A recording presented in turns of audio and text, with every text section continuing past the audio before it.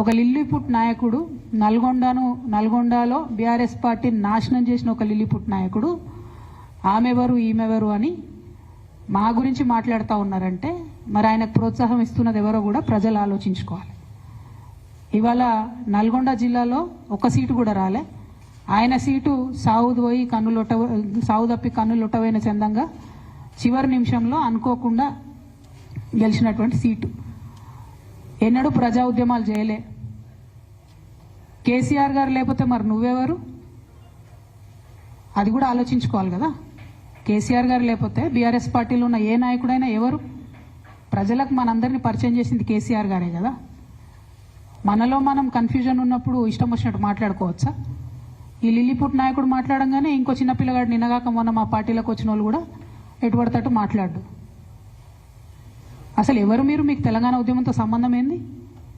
BRS అధికారంలోకి వచ్చినాక బీఆర్ఎస్లోకి వచ్చి పదవులు పొంది ఉల్టా నా మీదనే మాట్లాడతారా మీరు? మేము ఉద్యమం చేసిందే మీ మీద కదా. చిన్న పిల్లగానిలా ఉండు బాబు. నువ్వు పెద్దవాళ్ళ విషయాల్లో తలదూర్చకు, తెలియని విషయాల్లో అసలే తలదూర్చకు. నీ వెనకాల చాలా మంది ఉన్నారు అని అనుకుంటున్నావేమో. వాళ్ళ సంగతి కూడా ప్రజలకు వస్తుంది, తెలుస్తుంది. ఎప్పుడో ఒకసారి అన్నీ బయటపడతాయి. ఒక ఆవేదనతో చెప్తున్నా, నేను ఉట్టిగా చెప్తలేను. రాజకీయం చేయొచ్చు కానీ ఇంత నీచంగా ఒక ఇంటి ఆడబిడ్డ మీద ఇటువంటి మాటలు మీరే అనిపించి స్పందించకుండా ఉంటారా? తెలంగాణ ప్రజలు ఊరుకోరు. నేను చెప్తున్నా.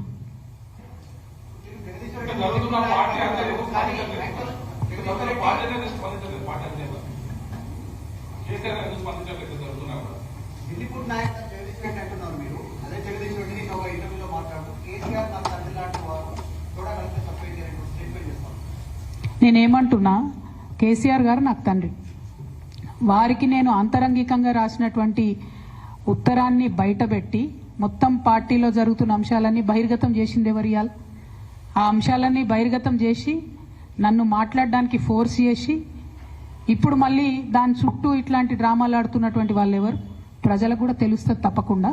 కానీ ఒక మన పార్టీకి సంబంధం లేని, బీఆర్ఎస్ పార్టీకి సంబంధం లేనటువంటి వ్యక్తి చేత మన పార్టీ నాయకులే ఊతమిచ్చి నా మీద ఆ వ్యాఖ్యలు చేయించారనడానికి నా దగ్గర వందలాది ఆధారాలు ఉన్నాయి.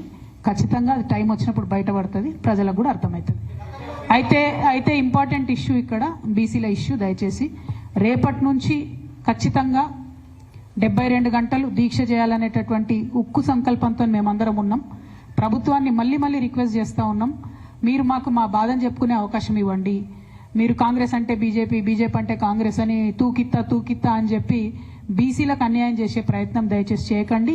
మాకు 72 గంటలు మాట్లాడే అవకాశం ఇవ్వండి. మేము అక్కడ కూర్చొని సత్యాగ్రహం చేస్తాం, మా బాధలు చెప్పుకుంటాం. అంతకుమించి మేము చేసేది ఏం లేదు.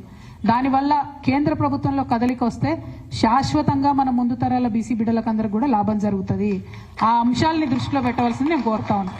అట్లానే నిన్నగాక మొన్న నా మీద విచిత్రమైన వ్యాఖ్యలు చేసినటువంటి వ్యక్తి కూడా రాష్ట్ర వ్యాప్తంగా ఉన్న నాయి బ్రాహ్మణులను కించపరిచే విధంగా మాట్లాడితే అన్ని జిల్లాల్లో ఉన్న నాయి బ్రాహ్మణ సోదరులు కూడా ఇవాళ అగ్గి రగులుతున్నటువంటి సంగతి కూడా మీకు తెలుసు.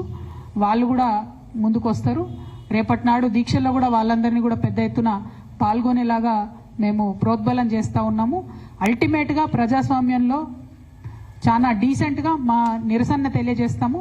దానికి అవకాశం ఇవ్వాల్సిందిగా మళ్ళొకసారి డీజీపీ గారికి, ప్రభుత్వానికి నేను విజ్ఞప్తి చేస్తాను.